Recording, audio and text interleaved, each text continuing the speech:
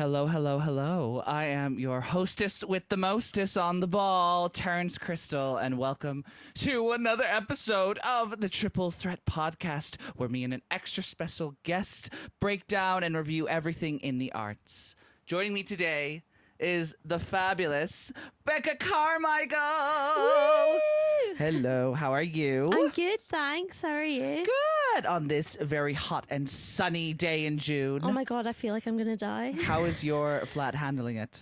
Not well is what I will say. Not well at all. It's like a literal sauna. Really? A box of sweat. Well, you've got like the big windows in your house, so you must be getting a lot of heat. Yeah, it's a lot. And then there's no windows in our kitchen, like at the back, so it's just like fully trapping in our flat, honestly. But we've got like a big fan and stuff, so and you know what I've been thinking of getting? Apparently on Amazon you can get these like really small fans, but you put water in it.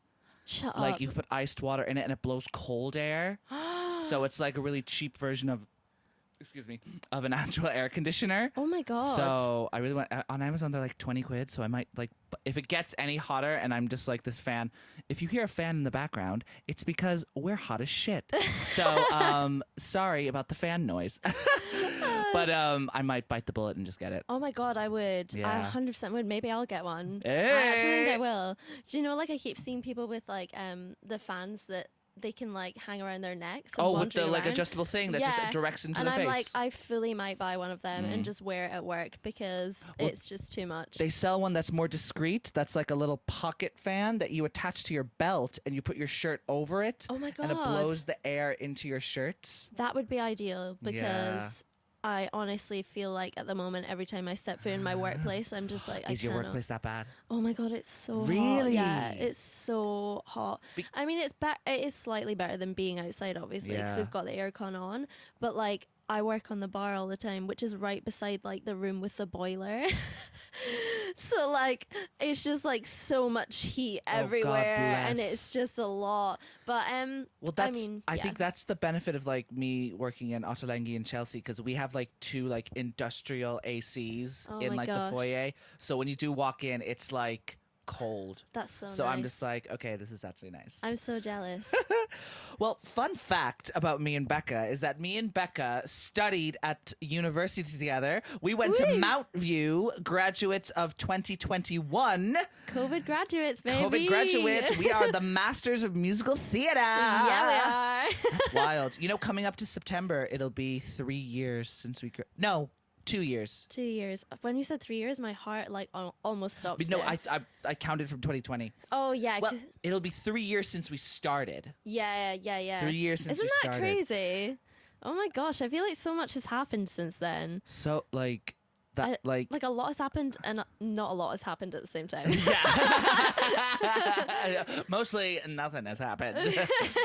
But we were in a group together in the first, because what Mount View did is obviously, you were right, we were a COVID year. Well, we were like kind of the post but during COVID year. Well, yeah, because we started like in 2020. We started in 2020. Like, it was like we'd just come out of lockdown number 2.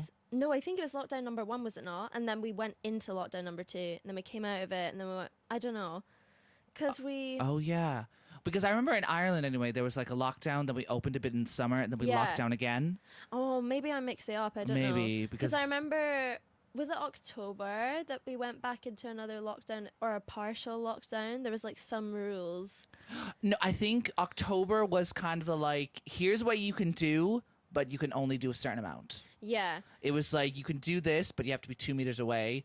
You can do this, but there's only 10 people allowed in the store at once. Yeah. You could do this, like, it was that. And then when we got into January, that was the... Yes. That's what it was. Yes. Yeah. And it was so weird as well because there was so many different rules. Like, Mount View had like different rules to like my work, and I was at work all the time, and I was like working in Leicester Square, sponsored by TGI Fridays. Oh yeah, TGI Fridays. Yeah, I worked there.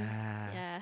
That was wild. That was wild that Mount View had to be like, well, I get it because you're kind of working in like... It was so weird. It was just like I was working at like during the whole like eat out to help out thing, which was just before we started. So I'd kind of like been thrown back into absolute chaos of like the entire British public like just being around me all the time, which was quite like overwhelming. Oh, I can imagine. Oh my gosh, it was so much. But they weren't like allowed to come up to the bar or like speak to me and stuff like that. Like they had to just like stay at their seats and have one server. But then we'd go into Mount View and it was like totally different. It was like visors and masks on. Visors, mask, testing every day. Yeah. And like showing that, remember the thing you had to do in the morning where you had to go into the app? Oh my God, and you had to like say, I have no symptoms. I'm okay. I'm not sick. And you had to have a green pass and you had to show it. That thing literally... I had screenshots of over 100 green passes in my fucking phone that I haven't deleted yet. I'm not even surprised.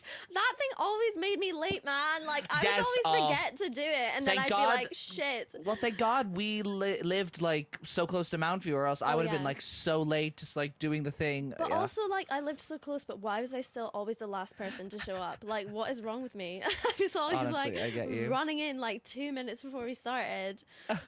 But we were in a first group together in the first 3 months. Yeah, we were. Yeah, PJ1. PJ1. It was me, you, Rick, Noah, Mel, Kay, Emily, and I think that's it.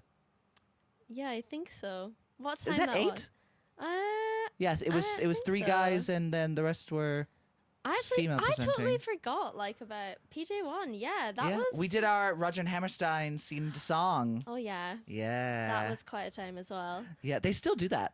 Do they? Yeah, because I thought... fair, it's quite good, actually. It is quite good, yeah. Like, because I was talking to someone who's doing the MA now, who came into Ottolenghi. Oh, wait, we forgot as well. Megan Kilpatrick as well. Megan Kilpatrick, yes! That was the other person, yeah. Yes, I can't count. Yeah, no, I was sat here going like, there was somebody else, I'm sure, I can't remember. Yeah, and we did Roger and Hammerstein. I remember I did Sound of Music, and you did Carousel and... Me and My Girl. Yeah, but Carousel was like the weirdest one because... Oh yeah, it was basically you. It was Megan singing. Like I literally said like 2 lines at the start, and then I was playing Julie Jordan, and she was playing. Oh my gosh, I can't remember the name. I can't remember the name of the other character, but it's the character who sings "Mr. Snow," like the second most famous song from Carousel. Yeah. So it was basically I was just there for the lead up, but like because it was like COVID times, I wasn't allowed to go anywhere near her, and we weren't allowed to touch each other. So the way that they blocked it was like, Becca, you just stand like sort of like to the back in the corner and just react.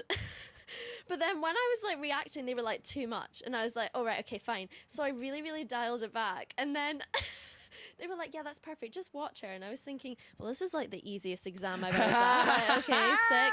And then afterwards, we got our like feedback. And I just remember Cheryl was like, it's just like not the best work I've seen you do. And I was like, I really tried to like look sincere when I was watching her. I mean, sorry. honestly, I think that's the hardest thing to do in acting. Oh my God. Is to just listen when it's not your Yeah, they were like, volley. Be engaged. And I was like, okay. But what does engaged mean? And I was like trying to like be engaged, and they were like, yeah, but don't like move your arms. And I was like, all right, okay. Yeah. They're like, stop swaying. And I was like, okay, I will stand perfectly still and be engaged with my eyes. It was so funny. But it's so hard to do, I find. It is. Yeah. It did make me laugh so much. Like I was just like, Cheryl, I tried. I really tried. But the other scene was good though. Like the other scene, you and Mel did a really good job. Yeah, with that was good fun. Like I enjoyed that. We had a little bit of choreo. It was a good laugh. Yeah. Oh, that was so much fun. Yeah. And then we finally got to experience like what Mount View was like at the end, like in the summer. Yeah, that took a really long time to like get there. Yeah. I do feel though like it was just such a shame that we didn't like I work with some people who are actually at Mount View right now, and like hearing what they get to do. Yeah. It's like so different. I wouldn't like change it for the world. Like I think that we did so well to like do that during a pandemic. Do you know what I mean? Yeah, I think they did the best they could. 100%. And I think they really tried, because I've heard stories of other colleges and they just gave up. Like they really, really did do their best, and like I think that we all did our best as well. It was just like it's so weird. Even just things like us not being able to mix together and get to know each other, like it made the final shows like so weird, I felt, because it was like the first time that we were all like split half and half. So like they were like, well, I was saying even to like Max, me and Max never had it. Max is my housemate, by the way, who was also in our year. Yes. He did an episode a while back. We never had a class together. Yeah. We never had a class together. That's crazy. There's some people that I was like that as well. Like I swear there's like 5 or 6 people that I just never ever was in their class. Like and I don't. Some of them I actually ended up like becoming quite friendly with anyway, just because like they were friends with people who'd been in their class, and like that person had also been in one of my classes or whatever. So we kind of like connected through that. But yeah, it was just like such a crazy. Well, we kind of stayed their friends from the get-go. Yeah, we did. Yeah, from but soon. We like connected like before we'd even started. I remember because we had a mutual friend and we were both going into the thing, and I saw we had a couple of connections, and I was just like, "Hiya! How the fuck am I going to mount you? Oh my God. I don't know what I'm doing." I remember like messaging you, and I can't remember what we're talking about, but I was just sat there like, "This guy is vibes. Like, I'm so ready." And then we met up. Came but you know here. what though? I actually have something that this is. What? I need to tell you this because this is so embarrassing. But What? Right. So you know when we first met. So context: we first met. I invited you over here. Yes, but we actually met at Prince of Peckham. So this was before that. Yeah, so we had this like random little like drinks gathering. Yeah, I don't know if you remember this, but this was actually the first time I met you. And I'll tell you why I know it was the first time I met you. Because obviously I hadn't seen anyone in person before, and there was a few of us going to like Prince of Peckham to like meet up and whatever else. And there could only be like 6 of us or something. So there was like... Was it Weatherspoons? No, that was something different. Okay. Yeah, so... so I can't even describe how embarrassed I am by this. But...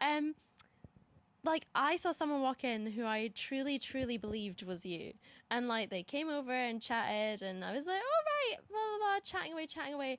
And then 5 minutes later, you walked in. And I was like, who am I talking to? Hello. And then I realized I was talking to Kyle. Oh, my God. I was like, hang on a second. And he's Canadian, I'm American.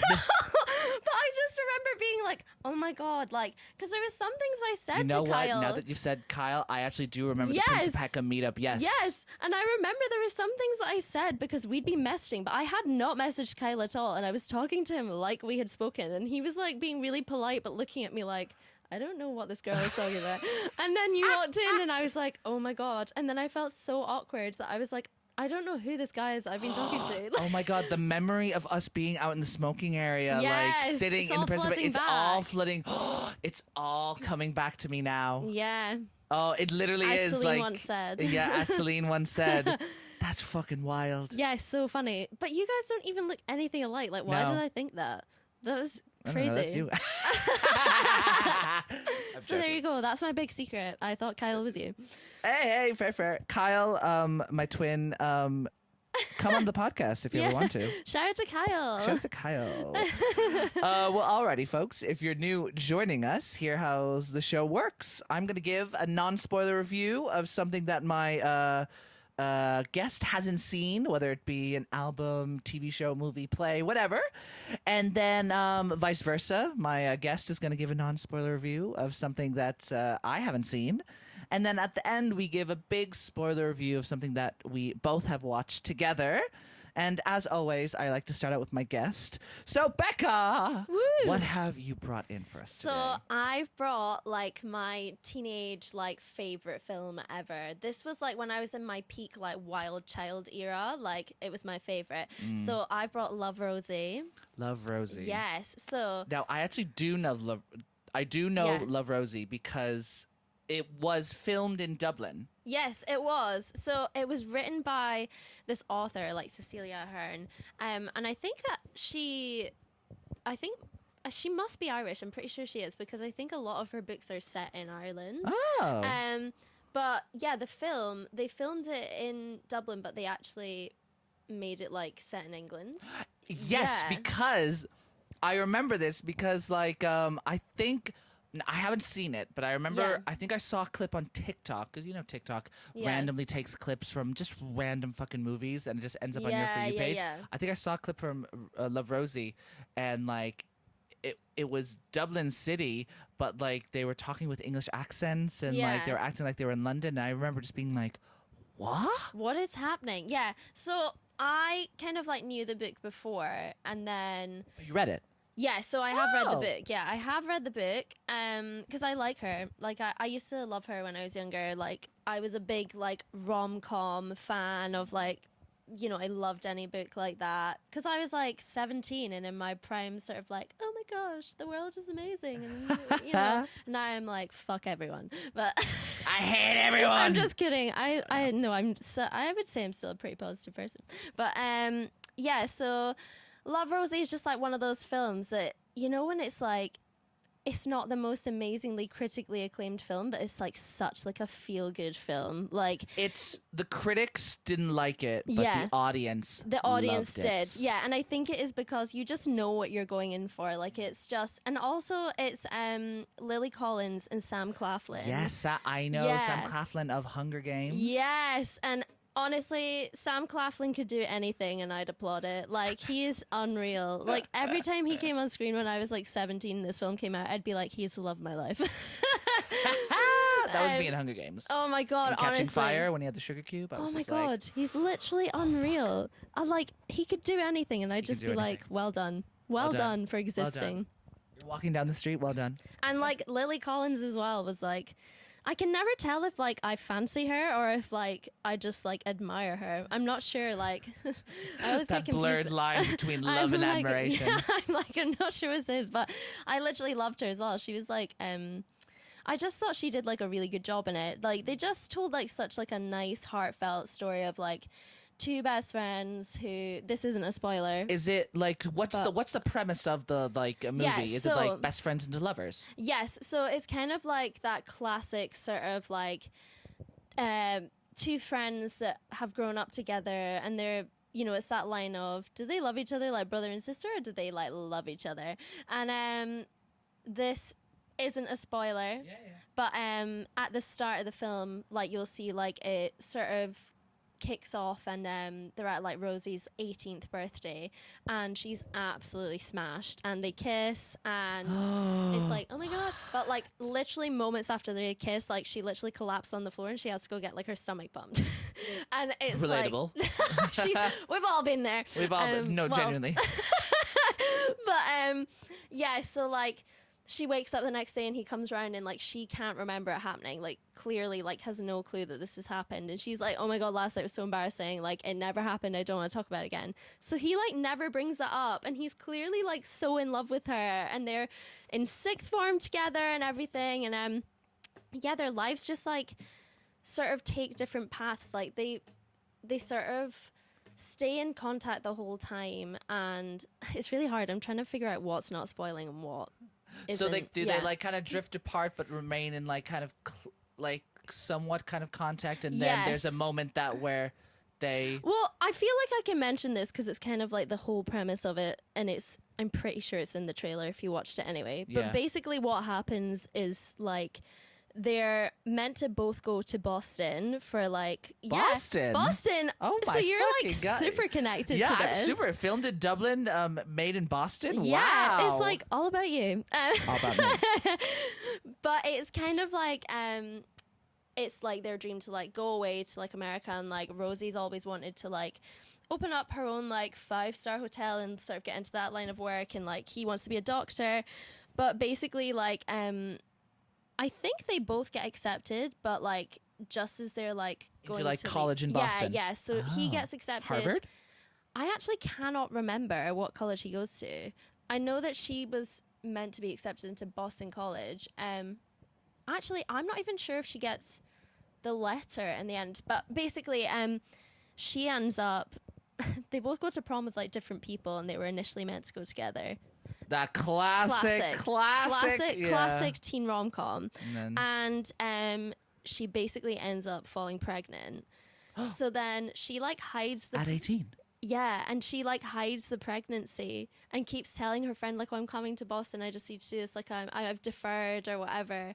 And like, he has no idea that she's like had a baby. Oh, And wow. like, yeah, so like that's kind of what happens. And obviously he finds out, but it's kind of like the whole thing then sort of becomes about them managing this kind of like weird long distance like friendship slash like romance, and it follows how they both feel like super confused and they have like totally different lives, like, but they keep coming together. And yeah, it's just like one of those films that like you get to the end and you're just like, oh, I full on was so in love with their relationship. Like, Aww. It was just so nice. Like, It sounds like, was it 2010s? Yeah, it's so. I was going to say that it's like so classic early 2010s. Oh, like really? It's just like so that era. I think it came out in like 2014. Wow. Yeah. Did you see it in cinema when you were? No, I actually didn't. Oh. I like stumbled across it, I think, when I moved out and I like went to my first drama school. And I was like really hungover one day. And you just watched it, and I watched I can imagine that fucking. Oh my God. I was like 18 and really hungover, and I was watching it and I was like. Were you in a relationship at the time? I was absolutely not. No.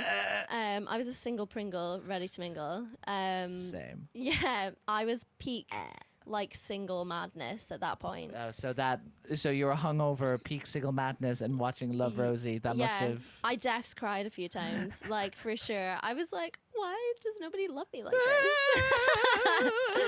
That's hysterical. Yeah, so it was just yeah, it's a really nice like heartfelt film, and they do keep the dad as Irish in it though. I will say. Who's the actor? Do you know what? I'm actually not sure. I'm gonna look it up. Let me tell you right now. Because I know the main two leads, they play as English. Yes, they do. Because I didn't know this, but Lily Collins, her dad is English or something. I think she like grew up. Isn't he famous? No, Lily Collins' dad is Phil Collins of Tarzan. Oh. I want to know. Well, she lived in Surrey for a while. One of her parents is... Wait, is Phil Collins English? I have no idea. Phil Collins was American. Well, then maybe... Okay, well, her mum must be English. Yeah, then. mum must be English. That's what it is. Because the dad, Phil Collins is like, I think, a famous American songwriter. That's hilarious because I was singing that song yesterday at the diner. Really? Yes. Oh, fun fact. Becca works at the musical theater diner. Yes. Sings her heart out. So if you ever want to see her belt out a tune. Living my best life. Your friend was so funny when we went there last. Oh my gosh! Yeah. Wait, who was in? I can't remember. Was it Melissa? Was it? Yeah. She's Northern. No. Yeah. It was Melissa. Yeah. She's so fun, man. Like, love her. She's from Newcastle. She's good vibes. But yes, the dad was played by Lorcan Cranich. Do you recognize him? I'm just sorry. Just for context, I'm passing a picture over. I actually do recognize him from like, and let me see what's his. He's like really sweet. Oh, I know that. I know a bunch of people in that film, Rosie and Frank. But that's where I'd recognize him from. Yeah. So, he's like big in the Dublin scene. Yeah. But so the film, because obviously there are a plethora of rom-coms that we've seen. And let me tell you, this is no different. But with that being said, what makes you come back to it? I just feel like I think everyone has those like specific like comfort films, like definitely. And like that at that period in my life, like very much became that. Like I felt like very like I don't know, like I just felt like even though like my life was nothing like that, like I hadn't like fallen pregnant and like, you know, been in love with my best friend, but for some reason I just felt like really connected to them. I can't describe why. I think it's probably because at that time, like I'm like such a romantic, and like when I was 18, I definitely romanticized like a lot of things, and like I think that I watched that and I was like, oh my gosh, like that is the kind of like love that I want. Like I was like, this is so just that real sort of like real life sort of not picturesque love in a sense. Like, well, they it didn't sounds have a, like the love in the movie is represented as like very much not working and kind of goes like on and off and on and off and on and off. It's kind of like they consistently overcome those like battles. Like, and that well, that sounds like rare for like a rom-com to do that. Yeah, for because it's sure. usually like the classic like they hate each other and then becomes friends into lovers and then or they're like I don't know. It's like that thing where it's obviously set up for them to inevitably fall in love, but it sounds like these pitfalls. Like, I think it also deals represent with, a real relationship. For sure. And I think it does also kind of slightly deal with like that sort of difficulty between like the sort of like male and female like heterosexual like friendships and like where the lines are and how do you know like when you because I think there's like I feel like it's so weird. Like, I feel like specifically girl-guy friendships are so, like, people are always like, oh, you can't just be friends. Like, there's no way. And, like, I definitely grew up with a lot of, like, guy friends. Yeah. And, yeah, like, I definitely think that, like, it sort of, like, touched on that. And it was quite nice to sort of watch them figure it out into, like, adulthood. It also was nice to watch, like, adults have literally no idea what was going on still. Like, do you know what I mean? Like, they're like, they have like kids and they're like in their, you know, late 30s or whatever, and they still haven't figured out life. And it's just like, that's nice to see. Yeah. And at 18, that was really nice to see. It was like, okay, cool. Like, I don't need to figure out my shit yet. Like, this is fine. Like, I'm like 26, still not figured out my shit. I'm still 26, turning 27. Yeah, but that we're still so young. Come on. Still so young. We're still so I'm young. so young and pretty. Yeah. But no. yeah, so it's not an incredibly like deep and well, I would say like it's emotionally quite deep, I'd say, but like it's not. I say it would get the emotions going. Yeah, for sure. It's not like.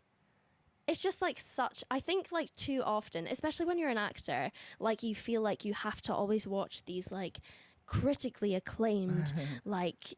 No, I want to watch the Angry Birds too. Yeah, literally. Like, it's nice to have those kind of films that are just like touching on real life and sort of like. Also, like her relationship with her dad throughout it is really, really nice to see as well. Aww. Like, that's a really sort of. Because I feel like father-daughter relationships can be like quite complicated sometimes, and I think like it was nice to see they have like a really positive like close relationship throughout the film, which I was like, that's like really nice to witness and see her be so like close and like trusting with her dad. Yeah. So yeah, that was like really, really nice for me to see, I think. And when you're watching this, because I believe it affects like anything we watch or listen to, what would like your experience of it, like what it did like bring to you? Oh gosh, what a question. We're going deep. Going deep. I think that like at that time in my life when I was like obsessed with it and I loved it, I think it definitely brought to me this sort of like security and like knowing like I'm trying to think how to word this. Like I would watch it and I would honestly feel like afterwards I'd be like everything's gonna be fine. Like everything's gonna work out. Because they worked out. Yes. And it's not because and I don't want to say that in a sense of like like have like their relationship, like it wasn't even to do with relationships. It was just like I think their relationship for me at that time kind of like was something that represented just sort of like my whole life in general. Like I felt like very like uncertain at that age, like very like I'd sort of like got into this place where I'd sort of ended up at drama school and didn't really know what I was doing. And like I was like running around and I'd like, you know, I was hugely trying to figure out like my sexuality at that time and everything. And like I think like watching them have this sort of like chaotic life where all of these things were happening, not just their relationship, like the pregnancy and like other relationships and everything else. It was like they still survived and like got through all these like life things. Like it didn't like ruin their life. It shaped them. And at 18,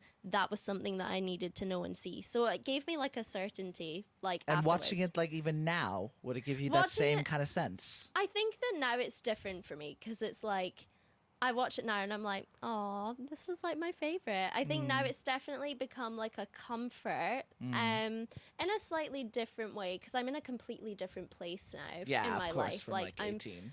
Yeah, like, so it's mad, like, what happens, like, between, like, 18 Your and, like... frontal lobe forms, finally. Oh, my God, yeah, like, you can actually fully function as an adult, kind of, at 26. Kinda. 18, not so much. But, yeah, like, I think that now when I watch it, I actually think of my sister more so, because my sister's, my sister's just about to turn 18, and... Passing the baton. Yeah, like, it kind of makes me think about... Sort of like, I feel a bit nostalgic and like I watch it and I think, yes, like I'm on that same path. Like life is a bit chaotic, but you know, I know that it's going to be fine. We'll prevail. Yes, exactly. So yeah, that's... And out of 10, what would you give it? On like a personal level. No, of course, subjective and objective. Yeah, I would probably like say that I would give it like a solid 8.5. Okay. Yeah, just because I think I'll always be protective of that film. I don't care. If someone's just like, imagine someone in a bar, it's just like, oh, I hated that fucking film, Love Rosie. Do you know what? Just like, somebody actually once came into my flat when I was like 20, and it was someone at my college, and they were like, oh my God, who was watching that? I hate that film. And I was like, I was watching it. Katie, thank you very much. Call them out. Sorry. Hi, Katie. I'm sure she won't listen to this. Oh, first. Also, I'm sure she won't mind me saying that. She probably doesn't even remember. Yeah, like, what was I even saying? I forgot. You were just what being about. protective of it. Like, you gave it an 8.5. And Rotten Tomatoes gave it 32%. You could shut up, okay? I want to know what the audience actually, was. I don't know. Do you think we can Google that? Yeah, I was about to say, like... Imagine if I look at the audience and it's like 12%. No! Oh they my just God. fucking hate it. And everyone will be like, this is the worst film that's been reviewed on Terence's podcast ever. Right, what do I Google? Love Rosie, Rotten Tomato. Rotten Tomatoes. Watch it be really low. Hang on. And just go Oh, it says 93%. Wait, is that correct? That's surely... No, is that something else? I think. No, that's not. Is that not the right Sorry, thing? that's not the right film. A young Oh indigenous my God, woman who was forced to live her... Oh my God. Oh my God, that's not the same thing. Oh, there it is. Like, yeah, it's so low. It's 32%. But it's 63 audience score. Audience score. Okay, so that's that means the audience likes it. Yeah, the audience likes it. Yeah. Just a classic. Who doesn't love a classic rom-com? Love a classic? And also, the book is actually good, like I would say. Like better than the film? I would say so, yeah. Fairs. So I'd highly recommend Cecilia Ahern's like books if you like a bit of rom-com. Yeah. Alrighty, well, thank you so much for your review of Love Rosie. You're welcome. Now it's my turn, and I am going to talk about the 2023 film adaptation of The Little Mermaid. Oh my God, I'm so excited. I haven't seen it yet. Okay, so a little context. So Disney, for the past, I would say, 10, 12 years, have been doing remakes of their animated classics, from Alice in Wonderland to Dumbo to The Jungle Book to, most recently, The Lion King, which was shite. I never saw it. Don't watch it. It's not good.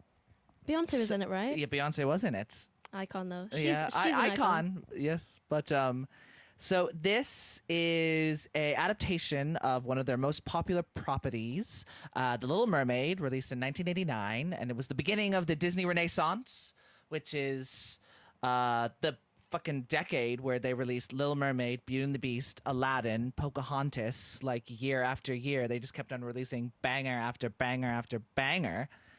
And they've decided, let's adapt it to live action with real actors. And I've seen it 3 times in the cinema. Oh my gosh, have you? And I love it. Oh, I really love so it. Good. It's so good. It's the director who did Chicago directed it. Wow, I didn't know that. Yeah, so he knows how to do a musical. He yeah. Really knows.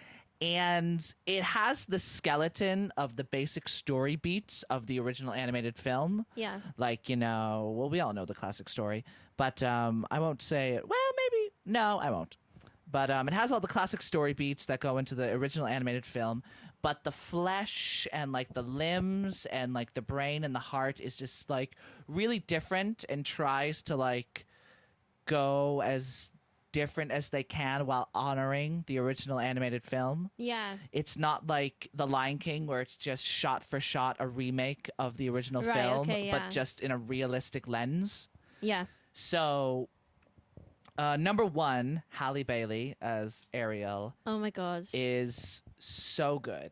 I can imagine. Is a star. Her voice, man. Oh, her voice is incredible. Outrageous. But it's so funny because it's happened twice, once to me and once to my friend, that we were like, when I first saw it, I was a bit like, I listened because the single Part of Your World came out before the film. Yeah. So I got to listen to it and I was just like, oh, this is really good. I really like it. I don't like some things she does, but like it's really good. And then I went and watched the scene where she does Part of the World, bawling. Yeah. Oh my God, I could so see it Crying. now. And my friend was the same. My friend was like, Sophie was like, oh yeah, I hate the way she does this line and daughter and all that stuff. And then I was just like, okay. And then we went into the cinema and during that scene, she was bawling, crying during it. Oh my God. She is so good. And I really like what they do with Ariel because they make her more focused on herself. Yeah. Than just on Prince Eric. Good. Okay, like, that's so nice to hear. Because I've seen some like people like online being like, "Why are they remaking Little Mermaid? It's so negative for like young girls and all this stuff." And it's kind of like weird because I'm like, I understand what you're saying, but I think maybe I come from a different place with it. But I already know it and I've seen it, so I was really excited to see it. Like, it's so they establish quite well in the first like half an hour, 40 minutes, half an hour of this film that Ariel wants to go to the human world for herself. Yeah. Like it's Which for is herself really and nice. She wants to discover more things about humans. And then it's later on that she sees Eric and Eric is just a second thing that comes with the human world. Yeah.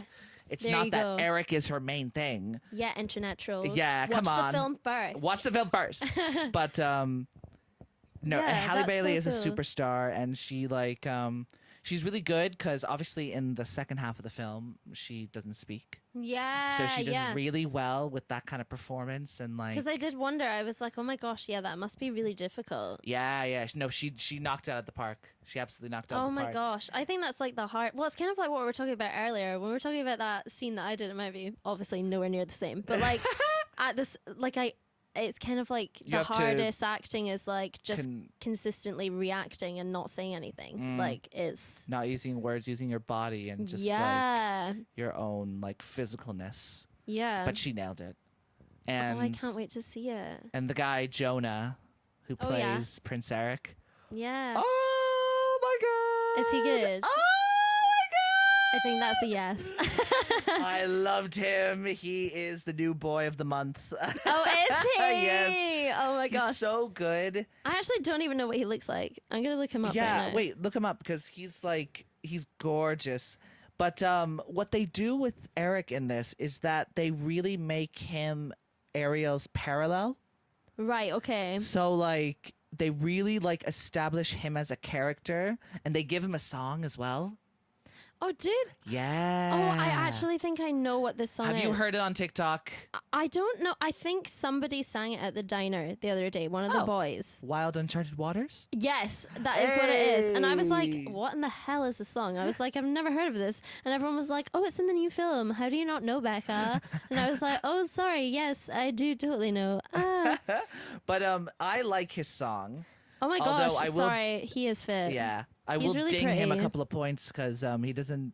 Well, there are certain lines in the song. He's really pretty. He is really pretty. Not that that's like, we're talking about his talent here, obviously. Yeah. Not but being. it's a benefit that he's pretty. Yeah. But I'll ding him. I have to ding him a few points because he says may and say. He doesn't say me and see. Do you know when singers like they try to open their vowels to like get the high notes sorry. with the I was E's? like, what do you mean, please? Yeah, like I'm right where you left me. Oh, okay, Instead okay, of I'm okay. right where you left me. Yeah. He does that, and I was just a bit like, oh come on, babes, but no, I forgive him.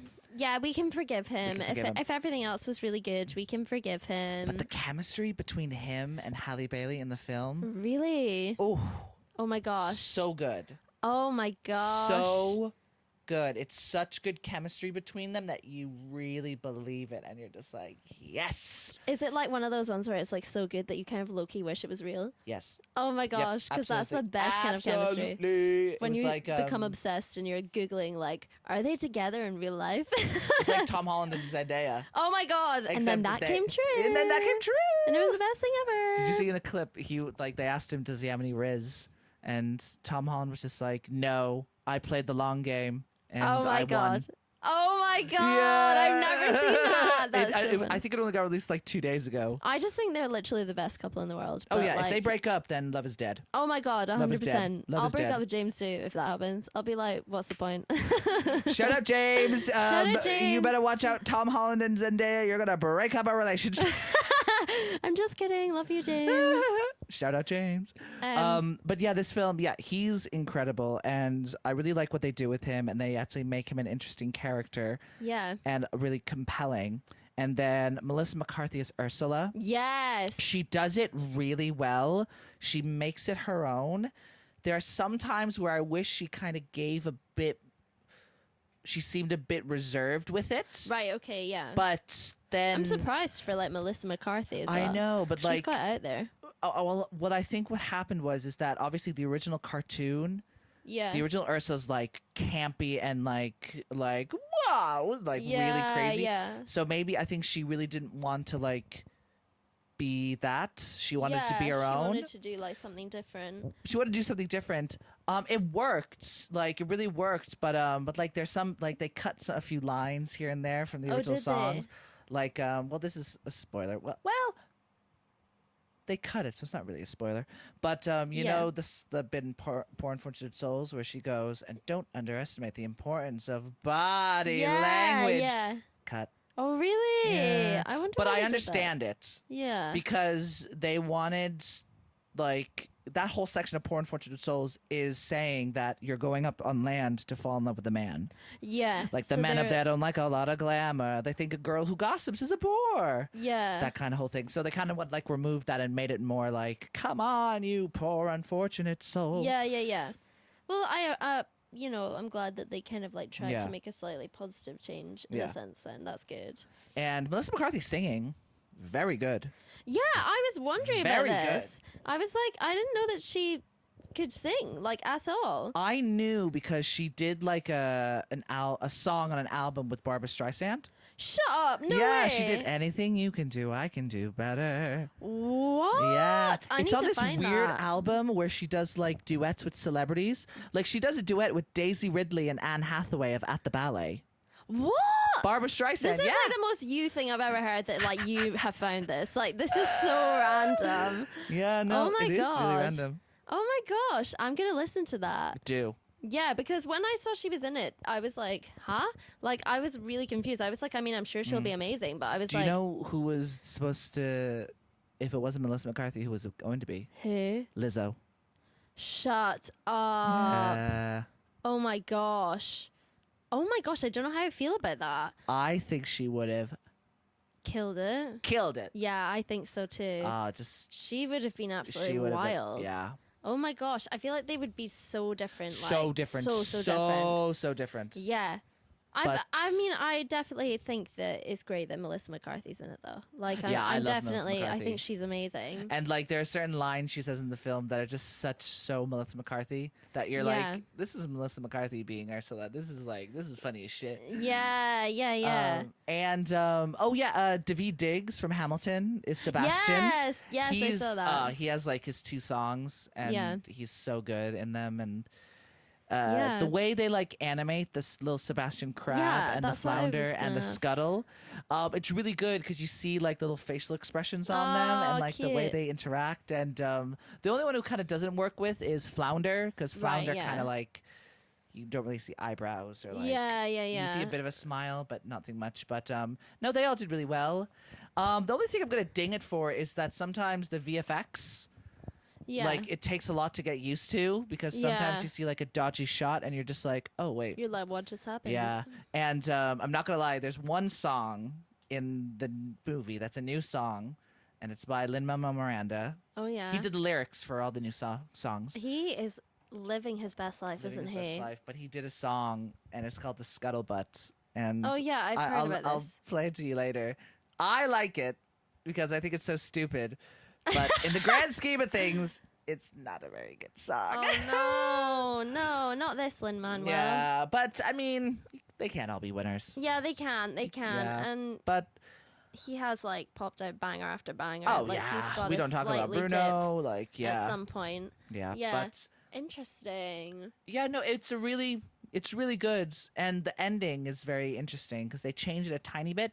Yeah. Well, not change it, but like the circumstances of it changed, so it's kind of really interesting to watch. Yeah. And yeah, I just loved watching it because I was just like, oh, this new generation is going to be introduced to Little Mermaid yeah, again. that's what I think's so nice. Like, I was thinking, Yeah. like, my best friend has a little boy, Jaden, Mm. and I was thinking to myself, like, oh, that's really nice that, like, he's gonna have like his own version of these films. Do you know what I Yeah. mean? Because they've started, like, he's only 2, but they've started like showing him like Disney. So he like watched Frozen for the first time the other day, and he literally Wow. apparently it's the only one that he's obsessed with. Like, he loves Just Frozen Frozen. so far. But like as he gets older, I think it's nice that like this generation have their own version of like what we grew Yeah. up with. Yeah. What was your like favorite Disney film when you were Oh, it was a Little kid? Mermaid. It was a Little Mermaid. It was a Little Mermaid. It was a Little Mermaid, and then there was That was another one of my Disney favorites as film well. that was like this weird one that they released in like the 2000s called Dinosaur. I know exactly what that is. Yeah. I used to love that. Oh, I love that fucking film. Oh my god. Yeah, I would say that's my favorite Disney film of Yeah. all time, but like I Yeah. just use say Little Mermaid because everyone. But no, Little Mermaid, I did love Little Mermaid, but no, Dinosaur, that was my shit. Oh my gosh, yeah. Well, mine were definitely Little Mermaid. I think everyone loved Little Mermaid, but then also Hercules. That was like they were like my top 2 for sure. That's a live action one that's coming out soon. Is it actually? Yeah, it's in Shut development. Oh my god, cast me now. I'll do anything. I'll literally be a rock on the side of the road. Please let me in this film. No, literally like a goddess rock. I will literally do it, honestly. An Adonis? Is that what they're called? I think so, yeah. I Yeah. can't actually remember. But, oh my god, I just think that like, not to digress from Little Mermaid, sorry, but I just think Hercules is, like, one of the best soundtracks ever. Oh, Like, yeah. if not the best out of, like, that Like sort of Zero to period. Hero Oh my is God. just... The best thing in the whole world. And Ariana Grande does a version of Zero to Hero. Does she? Yeah, she does. Oh, On I this, didn't know that. like, I knew she did. No chance. No way. Yeah, no she one's does there. a version of it on this like We Love Disney like album where all these like celebs Yes. did like their own version. I think Neo did Friend Like Me and stuff Oh, like wow. that. Yeah, like I think it wasn't Neo. I hope it was. Neo. I think it was him. Yeah. I could be wrong. But yeah, really, really cool. Like it's At just this perfect package, packed a pair of I pretty actually pants. don't know Ow! if there was there must have been a Little Mermaid one on it. I'm actually gonna Oh yeah. have a look. Oh wait, I think didn't Oh, there it is. Halsey sing Part of Your World? Maybe. Or was oh, that- I was correct. It was Neo. I'm just having a look. Part of Your World. Oh no, it was Jessie J. Did Part of Your World. Oh fuck off! What? Yeah. I met her in work Shut up. 2 weeks ago. Yeah. Oh my god, she's just had a baby as well. Yeah. What was she like? She was just really chill. She was in a hoodie and like sweatpants and all that stuff and just getting food and Oh my god. yeah, she was really sweet. Oh, that's But so one of my cool. colleagues thought it was a Jessie J impersonator. Shut up. Oh my god. Imagine like someone went up to her and was like, "You look really like Jessie J." Yeah, because she went to my manager. Do you know who Jessie J is? Right in front of Jessie J. Oh my god. Stop it. I would know. die. I'd be like, can you please sing your version of Grease is the Word? No, can you please sing no. I would also ask her, like, I did an audition recently, and one of the songs that you could sing was Burning Up, Jessie J. And I would also just like to ask her, I'm burning up. why did she write something so incredibly difficult? It made my life very difficult for a week. I was like, not this. She's crazy, her voice. She's crazy. But yeah, so But Little Mermaid, I would give it a solid 7.5 out of 10.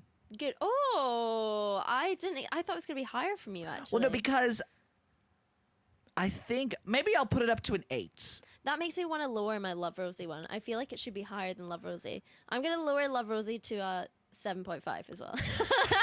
No, I'm going to keep mine to an 8 and you can go the 7.5. Yeah, I'll go 7.5. Okay.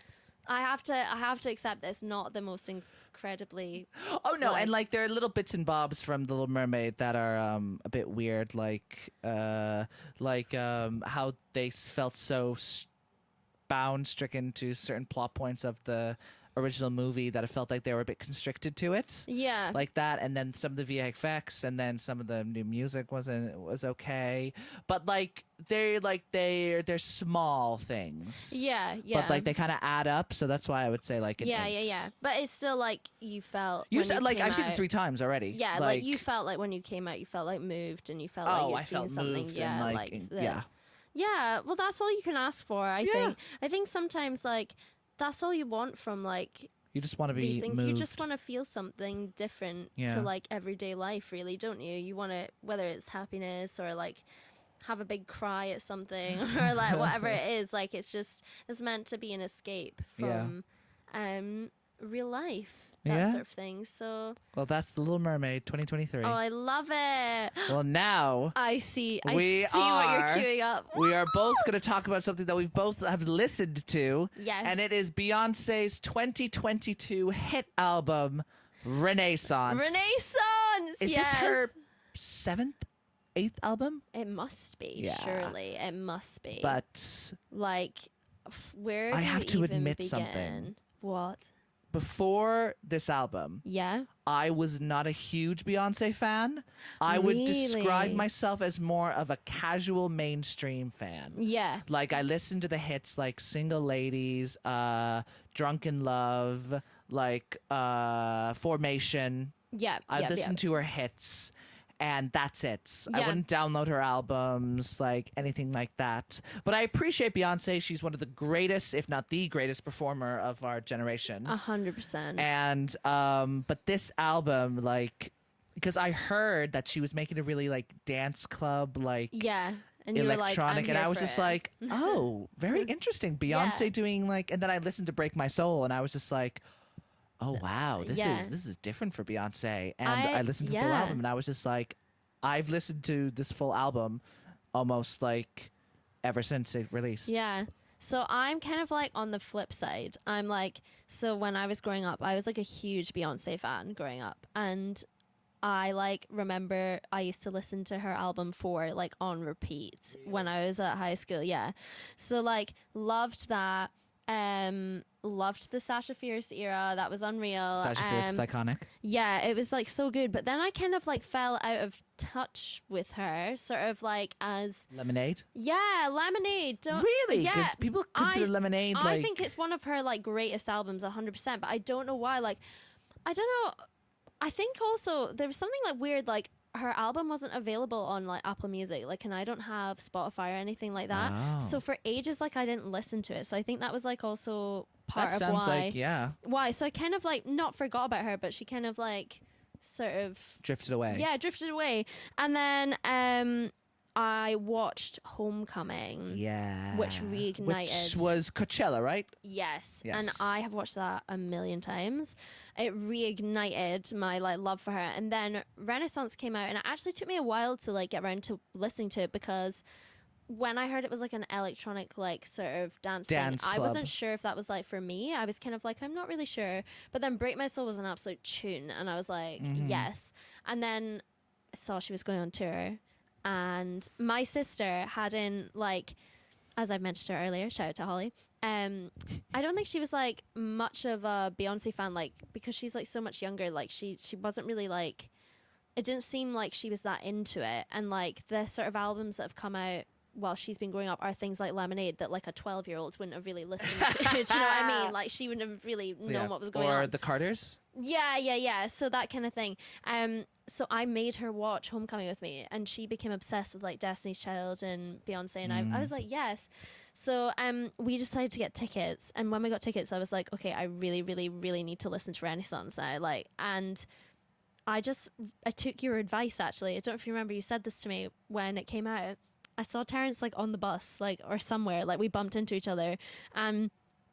the album came up, and Terence was like, you just need to like lock the doors, sit in your room, and just put it on start to finish and experience every moment of it. And I was like, okay. And I won't lie, like I fully did that. Like, oh my God. Like I did, and you were so right. Yep. Like it was just, it's impeccable. It's can we just talk about, like, first off, let's just talk about my favorite part of Renaissance, which is cuff it into energy, into Break My Soul. Oh my God. Oh my God. It's like just like non-stop sensational. Sensational. And they just they flow into each other so good. So, I listen to that 3-song cycle like almost every day. Yeah, it's so good. Like, and honestly, I have to say, seeing it live is like one of the best things that I've ever seen in my whole life. Does she do the same 3 songs? She does like a lot of the transitions that she does, like, but she also did like,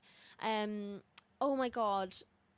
Yes, it was, she added like, songs that like, you know, things like Sweet Dreams and stuff like that, that like are, you know, absolute classics. And she like sampled that in Alien Superstar. And it was just like, oh my God, the scream that came out of me when I heard the beginning of that. Oh my God, it was just so good.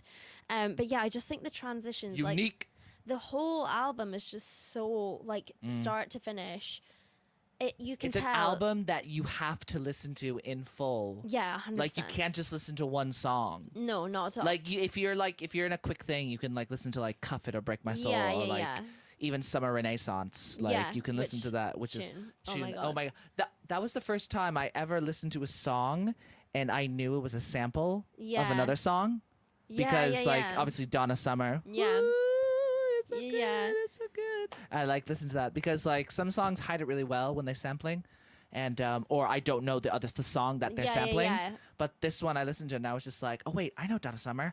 Beyonce doing Donna Summer. Yeah. Yes. So good, man. She's just like so clever. Like you could just tell that there's not a second that wasn't like thought into. Like every single moment was like really well thought out, put together. Like I think that as well, like I just think that she just has a way with her music, like of just making you really, really feel something. Like, and the message that she gives from her music is just so like, oh my God, you just leave listening to anything that like, if you've put it on, you're getting ready and then you like leave the house. Like I literally leave feeling so empowered after listening to that album.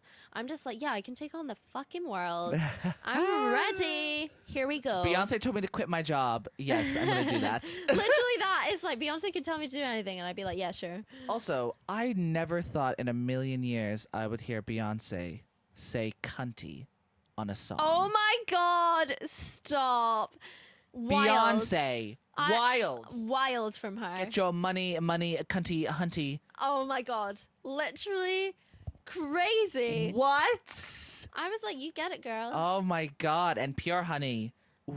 Oh my God. I imagine watching that live was just live literally was just... check my technique.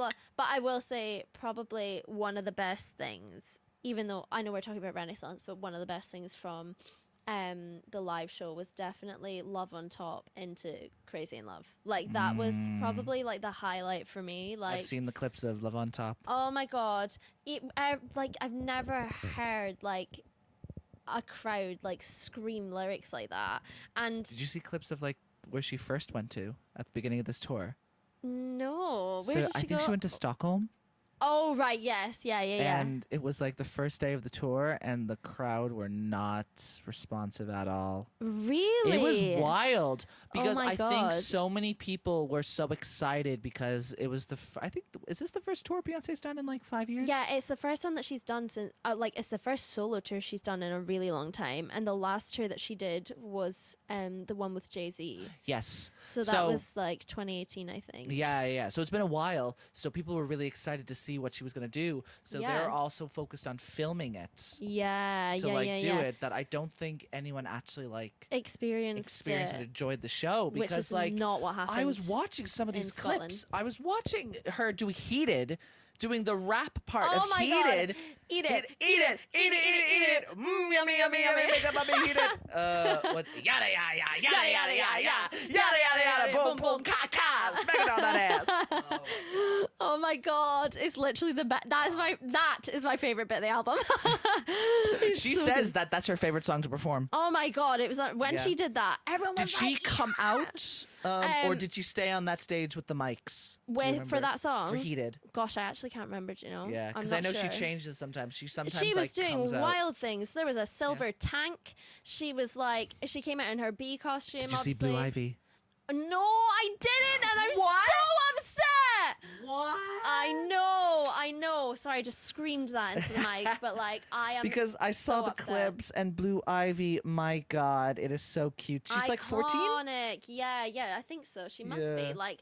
It's literally crazy. Like I am so because she's been on for like every other show, but she didn't come out of my show. But then you see her when she's not on. She's in the background just practicing the dance. Yeah, she's crazy. And there's that clip as well of like Jay-Z reacting to her. Like, oh my god, it's so cute. Also, did you have any celebrities when you were? Well, out of curiosity. we don't know because there was like this raised like platform that Where had, were you standing? So I wasn't in the standing section, but I was in the I was in like the 5th row of like the seated section, like right. So I did have like good seats, but like I was like at the sort of like back of the standing, like to the side a bit, and I was like just like behind it. Okay. I mean the stadium is so massive. Like she was tiny This from is Edinburgh. Yeah, Edinburgh, yeah.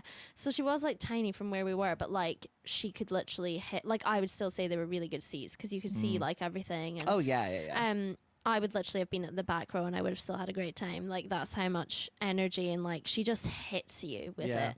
But there was like a sort of like raised sort of what I would assume is like a area for like VIPs. Yes. And me and my sister, it was raining when it was on, so they all had umbrellas up and we couldn't see who was in that box. Shit.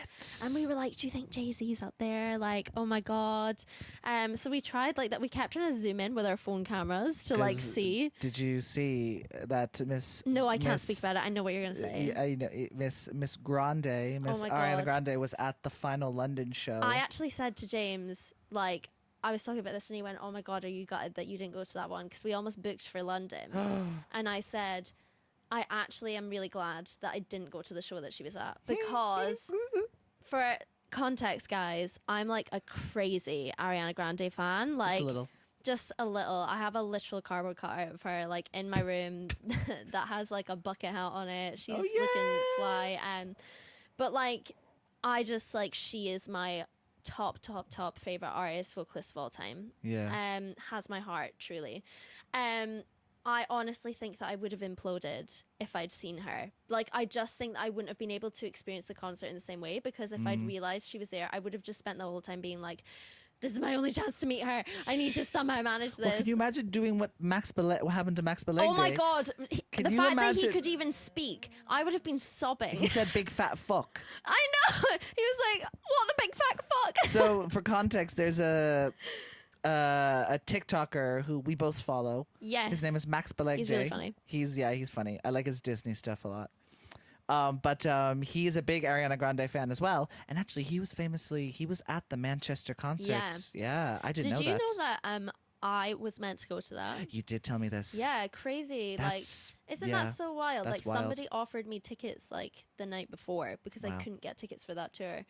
And I was like, how would I even get there? Like, my parents will kill me. Like, maybe I'll take my sister. And I was thinking of taking my sister, who was really young at that point. Like, it would have been like one of her first concerts. So, gosh, like when I saw it happen, I was like, oh my god, like, that's crazy. But yeah, he did go. But he's a massive Ariana Grande fan, and he bumped into Ariana Grande while going to the toilet. Oh my god. Oh, it was him and his boyfriend, right? Yeah. Oh my god. And she commented on his TikTok. Did you see that? Yeah. I was freaking out for him. And what did he say? He said something really, really funny. He was like, guys, what the big fat fuck? It's Ariana Grande. I'm sorry. I'm sorry. I'm so sorry. And then he posted it and he was like, oh my god, I embarrassed myself. And then she commented like, oh my god, you guys are so sweet. Like, it was so nice to meet you. And then she commented again saying, also, why are we matching? Because they both had like matching pink things on. Yeah. And then he replied, because I'm extremely homosexual. And I was dying. Oh my god, it was so Jesus. funny. Yeah, but I bet I would literally love a Beyonce Ariana collab. Oh yeah. No, have you not heard? What? So apparently, I'm not ready. Why am I? Ariana Grande is going to be on a remix of Virgo's Groove. Shut up. Yeah. Oh you know how, like, my god. Because you know how Kendrick Lamar did the remix of... Yeah. They're saying that Beyonce's going to release like a remix album and Ariana Grande is going to be on Virgo's Groove. Wow. Yeah. That will be the greatest thing to ever like bless my ears. Yeah. Like it'll be insane. Yeah, there'll be a collapse. Oh my god, I think the whole world will implode. Also, can we talk about the transition from Plastic Off the Sofa into Virgo's Groove? Oh, stop it. Can she just now also do like one for every star sign? Like I would love that. Like I want a Capricorn's groove, please. I want a Cancer Groove, yeah. But yeah, that transition, man, so good. One song from the album that's your like, you play all the time is your like number one. Oh gosh, how could I even pick actually? I do actually think... I think I know my one. I would say it's probably Alien Superstar. I think that's my... I think it's probably that and Energy. They're like my Energy's top, good. Yeah. But do you know the controversy behind Energy? No, I don't. Because she sampled... oh, la la la la la. The boys are waiting. Oh my gosh, I've never made that She sampled connection. that from Milkshakes, but the girl who wrote Milkshakes said that Beyonce never asked her, and Beyonce went like, I did ask you. You want it removed? You're gone. Oh my god. But I have, since I bought mine on iTunes. Oh, so you so still I have still it. have the version that. Oh my gosh, I didn't know that. I was thinking, I was like sat here going, what? Like, that's crazy. I didn't know that. But for me, I think a close second place is Church Girl. Oh my god. Yeah. So good. So good. And then I'd say number one is Pure Honey. Oh my god. Number one is Pure Honey. Like I can just listen to that. And the fact that like the second half is just a completely different song. Yeah. The devil's on my shoulder. It's so good as well. But I love songs like that. Like I love things where they just make such like dramatic changes throughout it and like oh my god, it's so good. I think as well that, oh god, I'm about to start listing every song. I was like, oh, I also like this one and this one and this one. But and Thick is good. Yeah, Thick is good. America Has a Problem is unreal. Yeah. All Up in Your Minds. Yeah. That's like a real like hypnotizing. Yeah. I tried to get all up in your mind. It's definitely. America Has a Problem. Yeah. I gotta say as well. She's so funny. She's not taking herself seriously at all. No, not at all. Like during this concert tour, she's just like. And then when she's dancing and the twins are beside her, I was like, Ghost ain't fucking up. Did you see the? I think you were at the concert where she broke her mask. Oh, I didn't even know that happened. Yeah, no. So she had the big like like Mugler thing with the antennas, and she put it on the ground, and she broke the lens, and you could see her go like this. Shit. Oh my god. And then I think Honey Balenciaga picked up the broken mask, and now in the next couple of concerts, she's not had that mask at all. Oh my god, I didn't realize that. Yeah. Crazy. No, yeah, it's just like one of the best. I've got to say, she's like the best performer I've ever seen in my whole life. Oh yeah. Like she had foot surgery. No way. Yeah. Oh my That's gosh. why remember. Yeah. In the Dubai concert, she couldn't move. That's why she was like on the my platform and she was like God. barely moving around. Oh, that makes so much sense. Yeah. And now, if you look at her high heels, one heel is thicker than the other to like give her extra to try support. and, like support her. Yeah. Yeah. But she's still like killing it choreography. Oh my god, wise. yeah. Like she's just like you wouldn't have even known. No. I've got to say, like the dancers on that tour are insane. Like just Honey Balenciaga. Oh my gosh, just like literally. For me, I think though, like the standouts. I just love those twins, man. Like they're just. Are they the twins famously in the Run the World music video? The two guys beside her in the. I think they must be. I'm actually not 100% sure. Like they should. They must be. What other twins would it? Yeah, I'm like surely they are. But yeah, like they actually came out in kilts for us. Which was really funny. I saw that. Yeah, I saw Honey. But you know, I don't know if you've seen like they do this thing like on these poles where they like swing. Yes. They couldn't do that at our concert because it was raining. So they put them up and then halfway through like they came on and removed them whilst they were still performing because they were like, no, this is not happening. Shit. Well, that's a bit Did disappointing. you see though? Right, so this like hilarious thing happened at the concert. Did you see the guy who danced at the Edinburgh concert and he was like dubbed like Beyonce's unofficial opening act in Edinburgh? So like, right, so basically, I'm sat there, yeah, like, and Scotland, if you didn't know, it's a pretty small place anyway. But I'm sat there and like the whole crowd starts cheering and I like went, what the hell's going on? And my sister was like, oh my God, there's this guy like dancing down there and he's gone like viral on TikTok. You should look at it. It's really funny. Oh my God, you need to show me. And he was like literally strutting around like nothing I've ever seen. And I was like, oh my gosh, I was like, who is this, trying to look past because everyone was standing up and screaming for him. Like when I tell you the whole stadium was screaming, it was so funny. And I was like, yes, go for it. Then I realized, I was like, oh my God, I know him. I was like, what? Yes. So his name is, shout out to Frankie Duncan. I haven't spoken to him in years. Like we kind of like know each other because from like mutuals. So we went to the same college in Edinburgh together, but he was on dance course and I was on musical theatre. Okay. So like we know each other, but like even James, like James for context, my boyfriend, he is from Edinburgh and he used to work in Edinburgh like a lot. That's how we met, and he even knows who Frankie is because he used to work in a lot of clubs and Frankie went to those clubs and he was like always dancing and everything, and like everyone kind of like sort of always recognized him. But yeah, I was like, what the hell? So I text my friends and I was like, you will literally not believe like Frankie Duncan is here and has got like the entire of Murrayfield Stadium like screaming and dancing. And everyone was like, go off, Frankie. Like That's it was amazing. so funny. Like, but I just thought like it was just such a good vibe. Like the fans were such a good vibe. Like that in itself was so nice to see. Like everyone was just boosting each other up, like dancing. The standing section looked like the most fun ever. Ugh. I would have killed to have been in that standing section. Yeah. Oh my God. It looked like so much fun. Everyone's just like wild. Yeah. And there was people like literally on the stage, like in this little at Murrayfield. Yeah, like, that's Club Renaissance. Yeah. She was like you could see them like on the screens and stuff like that. There was like one girl literally that was sobbing. Like £500, wasn't it? I know. Oh my God. I think it's kind of worth it though. Yeah, I know. I feel like, oh my God, we're in an energy crisis or whatever, cost of living crisis. I shouldn't be thinking about spending money like this, but also low-key, I'm like, maybe I'll do that next time. If I have the money. When will that ever happen? Who knows? So this album, 10 out of 10. 20 out of 10. Oh my God. Like, one of the best. I still listen to it today. Yeah, 100%. Like, I think that's such a great trademark of an album. Is yeah. that replayability. I think it will be timeless. Like, Yep. I do think it will. Like, I think that generations to come will actually listen to that album and be like, this is unreal. This was a moment. Yeah, for sure. Oh, and I'm actually so jealous of you that you got to like. Oh my God. I feel so lucky that I got to go. Because she did like a residency in London. Did? She did she did 5. shows. Yeah, she did, yeah. Like she did a week. But I think that's so good though that she did that because like so many people want to see her. Like the whole world wants to see her. Yeah. Like it's, I thought that was amazing that she did that. Because it must be exhausting. I have to ask, what was it like getting back home after the concert? Oh my God. Was it hell? It was literal hell, yeah. So I was lucky enough that my parents were going to come pick us up.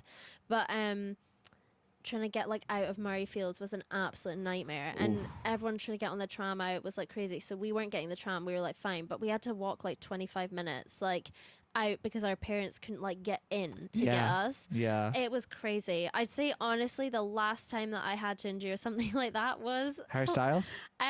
Not even Harry Styles, actually One Direction. At the exact same caliber, baby. Yeah. One Direction. We love it. But this was like peak One Direction. It was like Murrayfield, like 2012. Yeah, it was like I think it was 2013. I think that I went, and it was like their peak, like everyone was obsessed, and it was actually at the same stadium. So maybe it's like a stadium problem. Wow. It's not very easy to access that one. Yeah, so. because I remember when I left for Lady Gaga last summer. Oh my God, it was just hell getting home. Oh my God. And Harry Styles just did Slane Castle in Dublin. I know. Did you see the crowd? Oh my gosh, yes, I did. Massive, but it was apparently like nobody got home until like 5 a.m. Really? Yeah. Oh my gosh, it wasn't too bad for us. Like when I saw him last year. Also one of the best concerts I've ever seen, must say. Yeah, that's like my jam. Ariana, Harry Styles, and Beyonce. The trifecta. That is my top. The Father, the Son, and the Holy Spirit. Yeah, literally, that is it. Which one's the Holy Spirit, do we think? Oh, Beyonce. Oh, for sure. Yeah, for sure. And Harry Styles is the father. Yeah. And Aragon is his son. Yeah, I love it. But yeah, like that was definitely, it wasn't as hard to leave. But my mom, bless her, like drove us through for the concert, and that was in Glasgow. And then she sat outside the whole concert and just like watched films and had food there. She was like, I'm scared that I'm not going to get through. So that might be why. We only had to walk like 10 minutes to her, and it was fine. Bless her. Shout out to Mom. Shout out to Mom. For always driving. And my stepdad as well. He always picks us up from these things too. Aww. It's like a thing. Me and my sister go to all the concerts together. Oh, that's so sweet. Well, yeah, so that's us talking about Renaissance. Yeah. And that's all, folks. Well, thank you so much to Miss Rebecca Carmichael for joining me. Thanks for on having an me. episode of the Triple Threat podcast. Do you have anything else you want to maybe promote or say? Promote. Anything coming up that you'd like to? No, just thank you. Yeah. Thank you so much for having me. This has been really fun. It's my first ever podcast. Yay!